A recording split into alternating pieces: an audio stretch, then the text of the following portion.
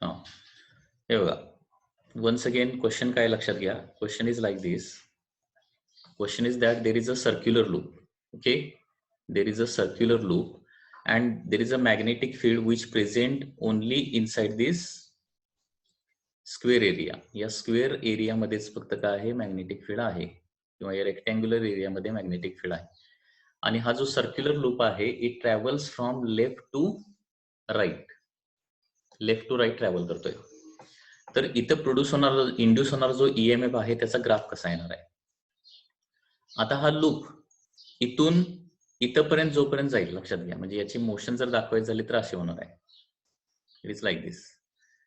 इथून इथपर्यंत गेला ईएमएफ असेल का, नाही. इथून इथपर्यंत गेला ईएमएफ असेल का, नाही. ईएमएफ कधी इंड्यूस होतो, ज्यावेळी फ्लक्स चेंज व्हायला लागतं, म्हणजे फ्लक्स एकतर वाढत जायला पाहिजे किंवा कमी व्हायला पाहिजे. फ्लक्स कॉन्स्टंट असलं तर चालणार नाही. ओके, म्हणजे इथून इथपर्यंत जाईपर्यंत no change in flux, no, so therefore no EMF is induced. आता ज्यावेळी तुम्ही मॅग्नेटिक फील्ड मध्ये एंट्री करायला लागणार, तसं काय होणार आहे, मॅग्नेटिक फील्ड मधला त्या लूपचा एरिया सुरुवातीला बघा केवढा आहे, दिसतोय डायग्राम मध्ये तुम्हाला. तो काय होणार आहे, वाढत वाढत जाणार. त्याच्यामुळे काय होणार आहे, फ्लक्स जे आहे ते वाढत जाणार. आणि फ्लक्स वाढत जाईल तसं काय होणार आहे, because area inside magnetic field is increasing. फ्लक्सचा फॉर्म्युला काय, magnetic induction into area.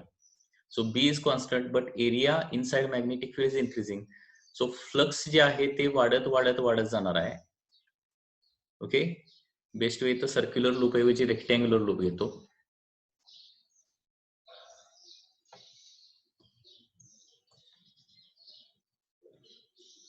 a small rectangular loop like this. Okay, so इथपर्यंत फ्लक्स काय असणार आहे, झिरोच असणार आहे. Up to this point, up to this point flux will be equal to 0. आणि हा कॉन्स्टंट व्हेलॉसिटीने जर जात असेल, if it is moving with constant velocity, आत एंटर करेल तसं काय होणार आहे, आता फ्लक्स वाढत वाढत जाणार आहे. आणि ईएमएफ जो आहे तो सडनली असा येणार आहे, लक्षात घ्या. ईएमएफ आता प्लस येणार का मायनस येणार, ईएमएफ इंड्यूसचा फॉर्म्युला काय असतो, phi1 minus phi2 divided by time. आता इनिशियल फ्लक्स कमी असणार आणि नंतरचा फ्लक्स जास्त असणार ना, म्हणजे इंड्यूस्ड ईएमएफ काय येणार आहे, पॉझिटिव्ह येणार का निगेटिव्ह येणार. कारण सध्या फ्लक्स 0 आहे, थोडासा आतमध्ये एंटर केल्यावर फ्लक्स काय झालेला असणार, वाढणार. म्हणजे इनिशियल हा कुठलेही दोन लगतचे टाइम घेतले, इनिशियल फ्लक्स आणि फायनल फ्लक्स जर घेतले, लक्षात घ्या, तर काय होणार आहे, याच्यामध्ये इनिशियल फ्लक्स कमी असणार आहे आणि फायनल फ्लक्स जास्त असणार आहे. त्याच्यामुळे ईएमएफ निगेटिव्ह असणार आहे आणि त्याच्यामुळे ग्राफ जो येणार तो असा येणार आहे काहीतरी असं. आता हा एरिया ज्यावेळी पूर्णपणे आतमध्ये एंटर करणार तोपर्यंत, म्हणजे पूर्ण आत एंटर करेपर्यंत फ्लक्स चेंज होत राहणार ना. काय सांगतोय, लक्षात येत आहे. सो ईएमएफ जो आहे तो एकदम सडनली या व्हॅल्यूला येणार, निगेटिव्ह, सर्टन निगेटिव्ह व्हॅल्यूला. आता बघा, हा एरिया आत एंटर करायला लागला, फ्लक्स वाढत वाढत जाणार, कॉन्स्टंट व्हेलॉसिटी निघालाय. फायनली इथं आल्यानंतर काय होणार आहे, सगळ्यात जास्त फ्लक्स झालेला असणार. म्हणजे या पोझिशनला येईपर्यंत, लक्षात येते का, अप टू दिस पोझिशन, या पोझिशनला येईपर्यंत म्हणजे या पॉइंट पर्यंत काय होणार आहे, फ्लक्स कंटिन्युअसली चेंज व्हायला लागलाय आणि त्याच्यामुळे काय होणार आहे, up to this point there is a EMF in the coil. कारण जोपर्यंत फ्लक्स चेंज होत असणार आहे तोपर्यंत ईएमएफ इंड्यूस होत राहणार आहे. आता इथून पुढे काय होणार आहे,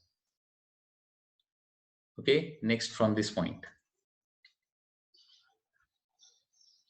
आता इथून पुढे हे जसं पुढे जाईल तसं काय होणार बघा, फ्लक्स जे आहे ते बी इंटू एच राहणार आहे आणि इथपर्यंत फ्लक्स आहे तेवढंच राहणार आहे. Up to this point flux will remain as it is. लक्षात येते मी काय सांगतोय, flux will remain as it is.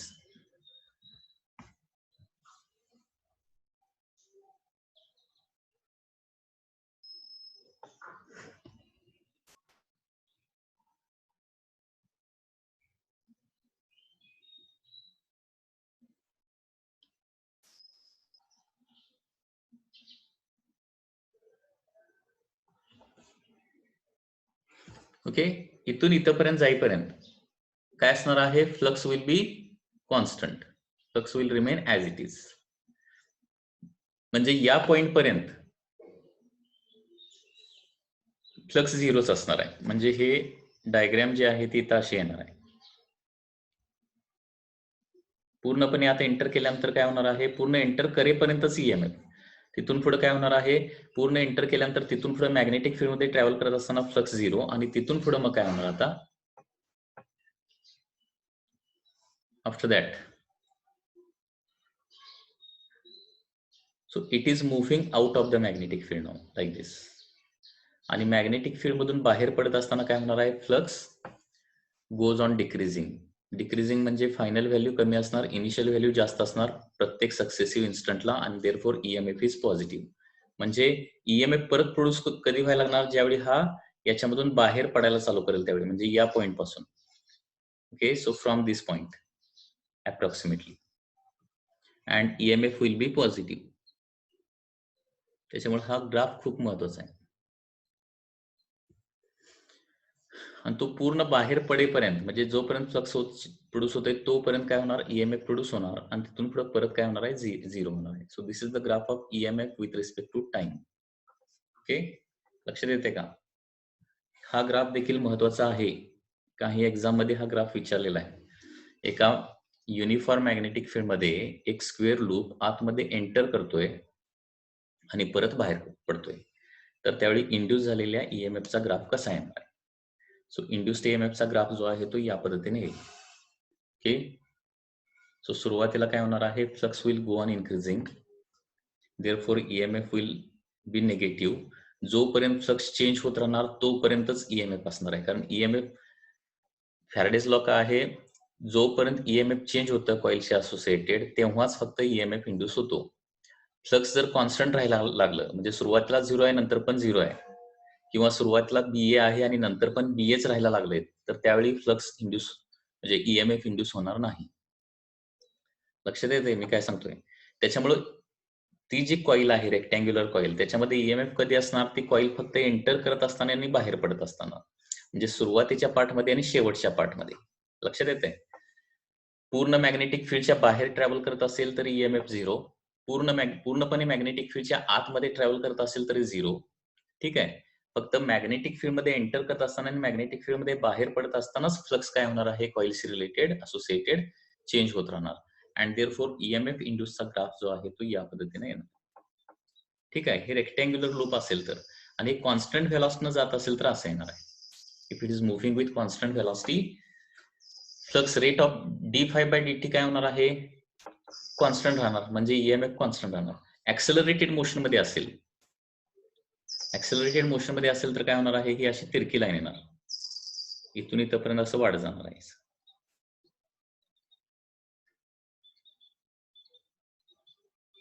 ऍक्सेलरेटेड motion मध्ये.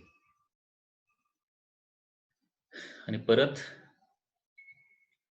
इथं देखील हे असं काहीतरी होणार ऍक्सेलरेटेड मोशन. हा त्याच्यामध्ये डिफरन्स आहे. कॉन्स्टंट व्हेलॉसिटी असेल तर कॉन्स्टंट ईएमएफ जनरेट होणार, आणि ऍक्सेलरेटेड मोशन असेल तर ही हॉरिझॉन्टल लाईन येणार नाही, तर ती तिरकी लाईन येणार आहे. ओके, कारण जसं पुढे ऍक्सेलरेटेड मोशन म्हणजे काय, जसं पुढे जाईल तसं व्हेलॉसिटी वाढत जाणार. व्हेलॉसिटी वाढत जाईल तसं rate of change of flux सुरुवातीपेक्षा म्हणजे सुरुवातीपेक्षा नंतर काय असणार आहे, rate of change of flux जास्त असणार, म्हणजे सुरुवातीपेक्षा नंतर ईएमएफ काय असणार आहे, जास्त असणार आहे. ओके, सो फ्लक्स जर कॉन्स्टंट रेटनं चेंज व्हायला लागलं, कॉन्स्टंट रेटनं इन्क्रीज व्हायला लागलं तर ईएमएफ कॉन्स्टंट, आणि फ्लक्स जर इन्क्रीजिंग रेटमध्ये जर चेंज व्हायला लागलं, इन्क्रीजिंग रेटमध्ये, तर ईएमएफ वाढत जाणार आहे. आणि फ्लक्स जर डिक्रीजिंग रेटमध्ये जर कमी व्हायला लागलं तर काय होणार आहे, ईएमएफ कमी कमी कमी होत जाणार मॅक्सिमम पासून, असं ते होणार.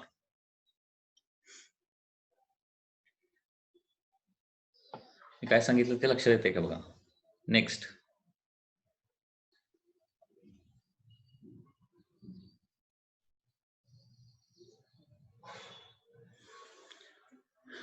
next question, that is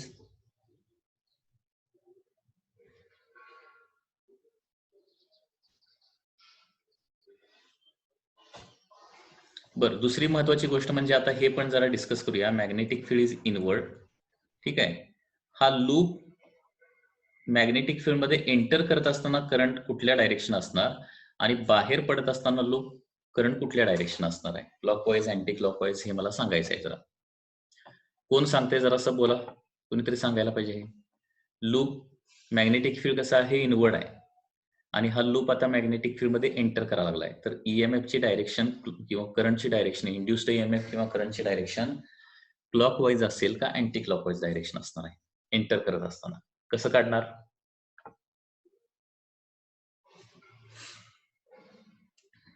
मी काय कसं ठरवायला सांगितलंय? नॉर्थ पोल कुणीकडे आहे बघायचं, बाहेर का आत आहे, आणि मॅग्नेटिक फील्ड वाढायला लागलंय का कमी व्हायला लागलंय, फ्लक्स वाढायला लागलंय का कमी व्हायला लागलंय बघायचं. आणि फ्लक्स वाढत असेल तर पोल जवळ आणायचा. ठीक आहे. जो काय बाहेरचा पोल असेल तो फ्लक्स वाढायला लागला की जवळ आणला आहे असं ऍझ्युम करायचं. प्रत्यक्षाचा आन्सर आलेला आहे अँटी क्लॉकवाईज.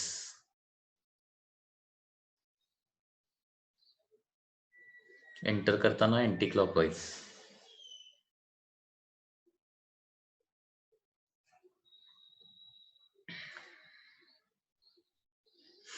हे बघा, पहिली गोष्ट मला सांगा, बाहेर कुठला पोल असणार आणि आत कुठला पोल असणार आहे, जरा सांगा लवकर फास्ट. बाहेरच्या साईडला बाहेर नॉर्थ पोल. हा, नॉर्थ पोल. मग आता बाहेर नॉर्थ पोल आहे, बाहेरचाच पोलचा फक्त विचार करा म्हणून मी सांगितलंय. बाहेरचा पोल आता त्या कॉइलच्या जवळ न्यायचा का दूर न्यायचा, हे आता दुसरी गोष्ट सांगा. जवळ नाही, जवळ. हा, त्याच्या जवळ न्यावा लागेल, कारण ते फ्लक्स वाढायला लागले. फ्लक्स वाढवायचं म्हणजे पोल जवळ न्यायचा, असं त्याचा इमॅजिनेशन करायचं आहे. मग आता नॉर्थ पोल जवळ जायला लागला तर काय तयार होणार रे तिथं कॉइल मध्ये? North pole. हा, नॉर्थ पोल म्हणजेच कुठला करंट, कशाला करंट येणार? Anti clockwise. हा, म्हणजे when it is entering inside current will be anti clockwise. तसं आता तेच इमॅजिन करा की हा लूप बाहेर निघालाय एक्झिट करत असताना, कशी येणार direction?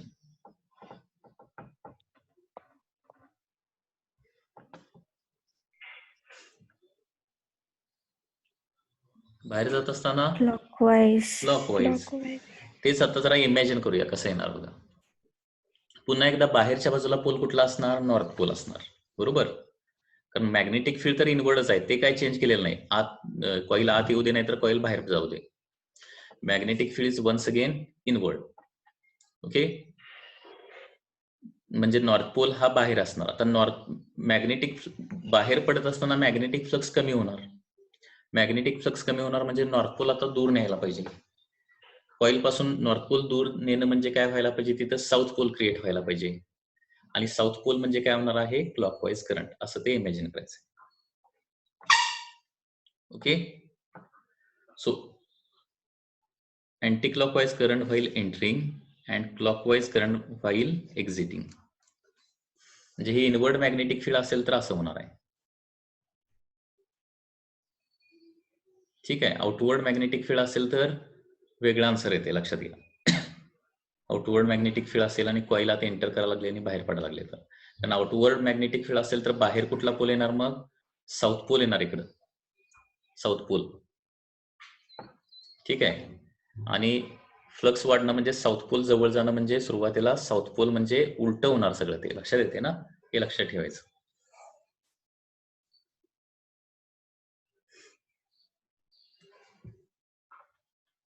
Next is consider a loop placed near current carrying wire. Magnetic field due to wire at a distance x from it is given by वगैरे वगैरे. If current in long wire increases, हा आता question काय होता? There is a straight conductor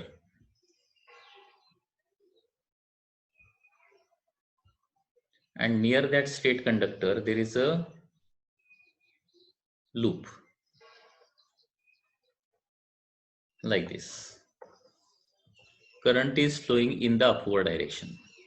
question बघा, एक loop आहे, लूपच्या साईडला काय आहे? Current carrying conductor. आता करंट कॅरिंग कंडक्टरचा मॅग्नेटिक फील्ड असणार ना या लूपवर. ठीक आहे.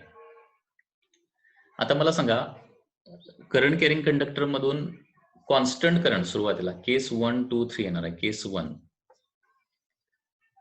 आय कॉन्स्टंट, करंट जर कॉन्स्टंट असेल तर EMF induced in the loop काय असणार आहे, 0 असणार, 0. लक्षात येते का? कारण करंट कॉन्स्टंट म्हणजे इथलं magnetic field constant. Magnetic field constant, area, हा लूप काय इकडे तिकडे मूव्ह होत नाही. लूप काय आहे, फिक्स्ड आहे, फिक्स्ड लूप आहे, या लक्षात घ्या. मॅग्नेटिक फील्ड पण कॉन्स्टंट, एरिया पण कॉन्स्टंट, त्याच्यामुळं flux is also constant, so it is not changing. So therefore EMF is equal to 0. आता केस 2, करंट इन्क्रीज व्हायला लागला. कंडक्टर मधला करंट जो आहे तो ग्रॅज्युअली वाढवत वाढवत वाढवत नेला. आता करंट कॅरिंग कंडक्टर भोवतीचं मॅग्नेटिक फील्ड जे आहे ते करंट वाढला तर मॅग्नेटिक फील्ड देखील काय होणार आहे, वाढत जाणार. Wien current increases magnetic field also increases. लक्षात येते मी काय सांगतोय? करंट इन्क्रीज व्हायला लागला की मॅग्नेटिक फील्ड वाढत जाणार आहे. आणि मॅग्नेटिक फील्ड जर वाढत गेलं तर फ्लक्स वाढत जाणार, आणि फ्लक्स वाढत जाईल तर ईएमएफ काय होणार आहे, आता इंड्यूस होणार आहे. Okay, and there will be constant EMF is induced. फक्त तो क्लॉकवाईज असेल का अँटी क्लॉकवाईज असेल ते फक्त सांगायचं आहे मला. Whether induced EMF is clockwise और अँटी क्लॉकवाईज, करंट जर वाढत गेला तर. ओके, करंट वाढत गेला तर इथं राईट हँड साईडला म्हणजे बाहेरच्या बाजूला नॉर्थ पोल असणार का साऊथ पोल असणार ते अज्युम करावं लागेल, आणि तो त्याच्याकडे जवळ निघालाय का दूर निघालाय ते फाइंड आउट करावं लागेल. हे बघा, करंट कॅरिंग कंडक्टर होते मॅग्नेटिक फील्ड कसं असतं, सर्क्युलर असतं आणि क्लॉकवाईज असतं, बरोबर आहे ना? Magnetic field is clockwise.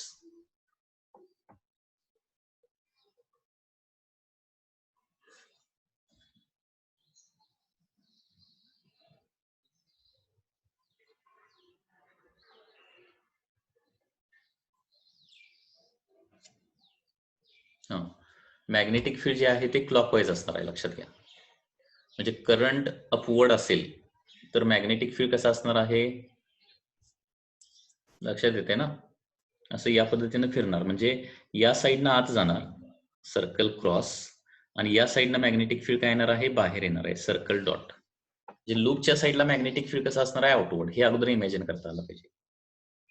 आता आउटवर्ड मॅग्नेटिक फील्ड म्हणजे बाहेर कुठला पोल असणार आहे, साऊथ पोल असणार आहे. आणि करंट वाढायला लागलाय म्हणजे इथलं मॅग्नेटिक फ्लक्स वाढायला लागलाय, म्हणजे साऊथ पोल दूर त्याच्या जवळ न्यायला पाहिजे. साऊथ पोल जवळ न्यायला पाहिजे म्हणजे इथं काय होणार आहे, बरोबर आहे ना मी काय सांगतोय? हे बघा, upward direction, so magnetic field will be clockwise येणार आहे. राईट हँड थंब रूल नुसार, राईट हँड थंब रूल नुसार अँटी क्लॉकवाईज येणार, क्लॉकवाईज नव्हे, राईट हँड थंब रूल नुसार. हे बघा, पुन्हा एकदा सांगतोय, स्ट्रेट कंडक्टर होते मॅग्नेटिक फील्ड कसं असतं, तर it is given by right hand thumb rule. Right hand thumb rule नुसार थंब जर करंटच्या डायरेक्शन असेल तर curled finger will give the direction of magnetic field. Thumb जर करंटच्या डायरेक्शन असेल तर curled finger will give the direction of magnetic field. म्हणजे असं येणार आहे.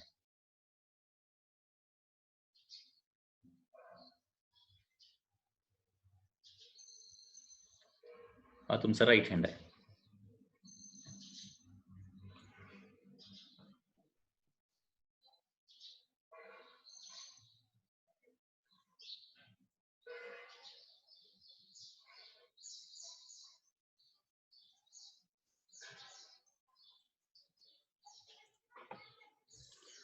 ओके, थंब जर करंटचे डायरेक्शन असेल तर मॅग्नेटिक फील्ड जे आहे ते कर्ल्ड फिंगरच्या डायरेक्शन असतं. म्हणजे कसं असणार आहे, अँटी क्लॉकवाईज असणार आहे. अँटी क्लॉकवाईज म्हणजे काय, लेफ्ट हँड साईडनं बाहेर येणार आहे आणि राईट हँड साईडनं आत जाणार आहे मॅग्नेटिक फील्ड. असं ते मॅग्नेटिक फील्ड गोल असतं स्ट्रेट कंडक्टर होते मॅग्नेटिक फील्ड.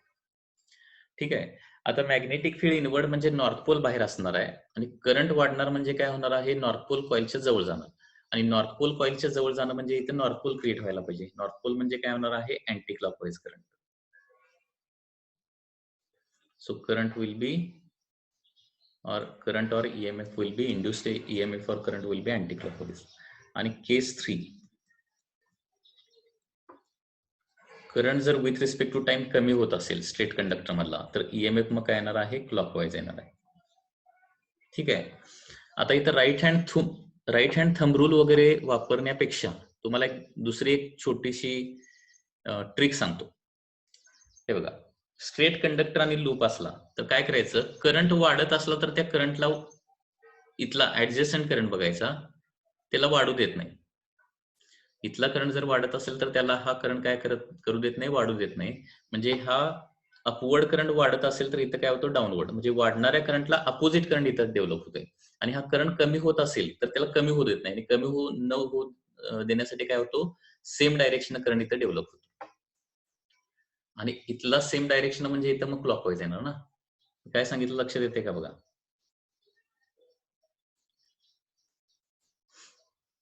पुन्हा एकदा नवीन डायग्राम काढतो मी, सांगतो तुम्हाला. तुम्ही सांगा, हे राईट हँड थंब रूल वगैरे विसरा, त्याच्यापेक्षा ही मेथड वापरली तरी चालणार आहे. समजा हा एक हॉरिझॉन्टल कंडक्टर आहे, करंट टुवर्ड्स लेफ्ट आहे. आता बघूया आपण. आणि हा काय आहे, तर एक स्क्वेअर लूप आहे. हा, आता करंट सुरुवातीला कॉन्स्टंट आहे, तर ईएमएफ काय असणार आहे, 0. करंट वाढायला लागला तर याच्यामध्ये लूप मध्ये प्रोड्यूस होणारा करंट कसा असणार रे, क्लॉकवाईज का anti clockwise? Clockwise.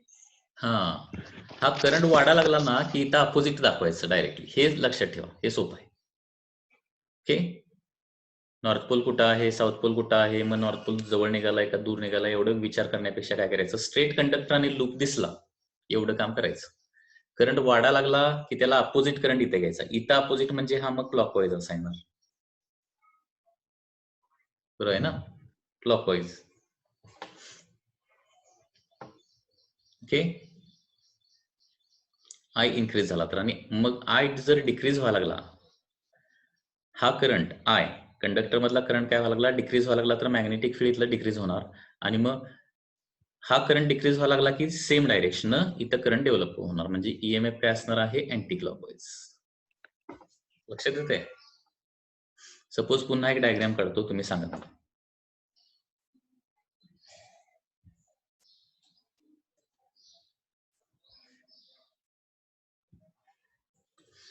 So this is a fixed loop and fixed conductor and current is flowing from left to the right. First current constant असेल तर ईएमएफ इंड्युस्ड काय असणार, 0 असणार. आता करंट वाढायला लागला तर इंड्युस्ड ईएमएफ क्लॉकवाईज असणार का अँटी क्लॉकवाईज असणार?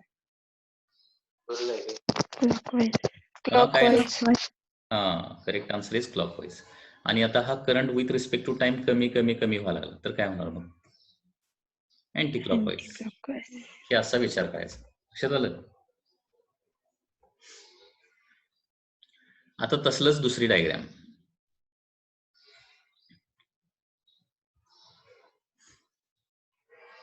हे असे क्वेश्चन्स असतात, लक्षात घ्या. खूप सोपे आहेत, फक्त तुम्ही व्यवस्थित विचार करायला पाहिजे. So once again there is a current carrying conductor, it is fixed आणि current is constant, I is constant. लूपवर इंड्युस्ड ईएमएफ सांगा किती येणार. आता इंड्युस्ड ईएमएफ किती येणार आहे, फास्ट सांगा लवकर. 0 येणार आहे. 0. आता काय करायचं, करंट कॉन्स्टंटच ठेवायचा आहे. Current is going to remain constant but loop is moved away.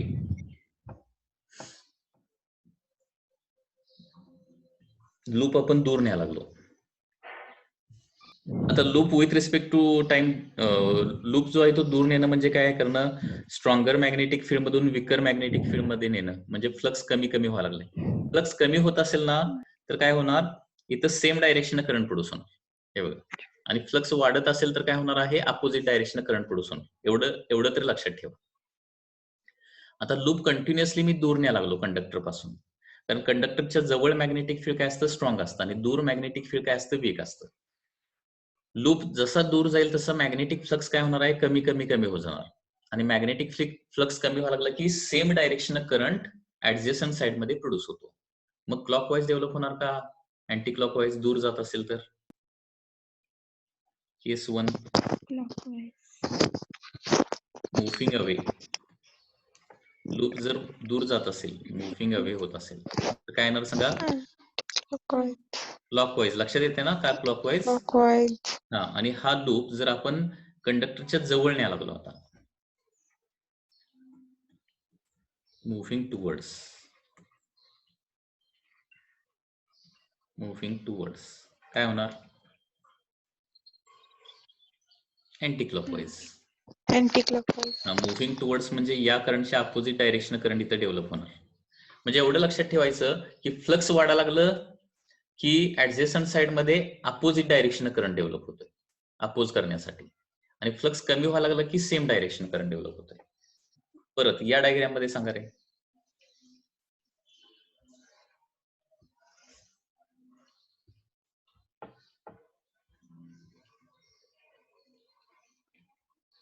Once again, this is a loop and this is the conductor.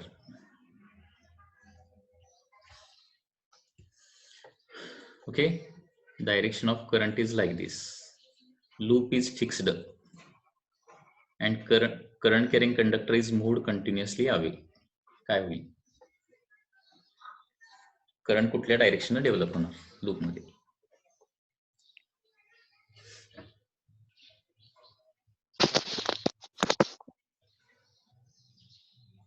Clockwise का अँटी क्लॉकवाईज? लूप फिक्स ठेवायचा आणि करंट कॅरिंग कंडक्टर दूर न्यायचा. बघा, conductor दूर नेणं म्हणजे काय होणं, इथलं फ्लक्स कमी कमी कमी होत जाणार. कारण कंडक्टर दूर गेला किंवा लूप दूर गेला की फ्लक्स कमी होतो. फ्लक्स कमी झाला की त्याला काय होतोय, सेम डायरेक्शन करंट डेव्हलप होते म्हणून सांगितलं ना. म्हणजे ऍडजेसंट साइड मध्ये सेम डायरेक्शन म्हणजे अशी डायरेक्शन जर घेतली तर लूप मध्ये कसं येणार, मग इकडं इथं इथं इथं असं येणार ना. म्हणजे काय येणार आहे, clockwise. And if conductor is moving towards असेल तर काय येणार आहे, मुव्हिंग असेल तर क्लॉकवाईज. आणि कंडक्टर जवळ येणं म्हणजे इथलं फ्लक्स वाढणं. फ्लक्स वाढणं म्हणजे त्याला काय करायचं, ओरिजिनल करंटला अपोजिट डायरेक्शन करंट डेव्हलप होणार म्हणजे anti clockwise.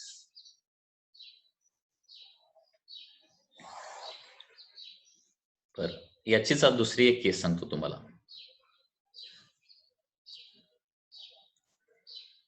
There are two loops,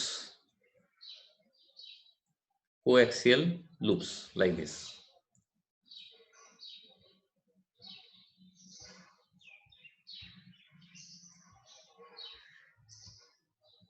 दोघांचा ऍक्सिस काय आहे, सेम आहे. हा ऍक्सिस आहे मधला, ठीक आहे. पहिल्या लूप मधून फक्त करंट फ्लो होतोय विच इज कॉन्स्टंट. बरं, कॉन्स्टंट नको, तिन्ही केस घ्या. आय कॉन्स्टंट असेल तर, आय इन्क्रीजिंग असेल तर, आणि आय डिक्रीजिंग असेल तर, पहिल्या लूप मधला करंट सुरुवातीला कॉन्स्टंट आहे, दुसऱ्या वेळी इन्क्रीज व्हायला लागलाय, तिसऱ्या वेळी कमी व्हायला लागलाय, तर दुसऱ्या लूप मधला इंड्युस्ड ईएमएफ कसा असेल तिन्ही केसमध्ये.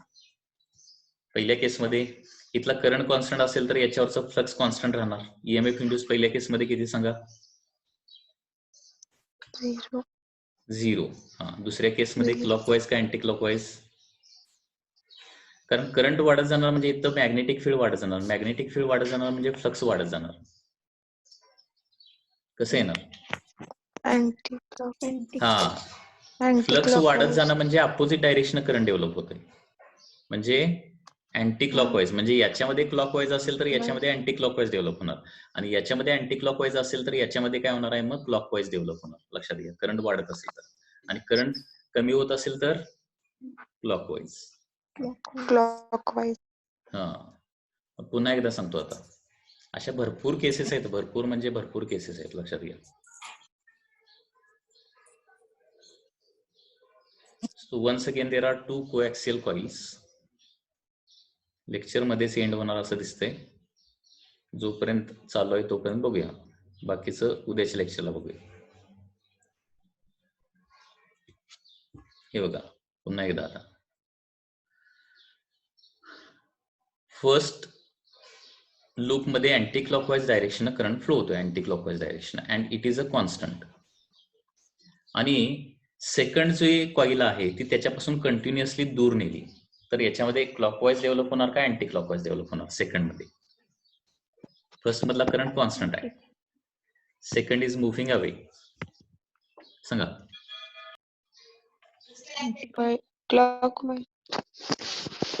क्लॉकवाईज येणार का अँटी क्लॉकवाईज?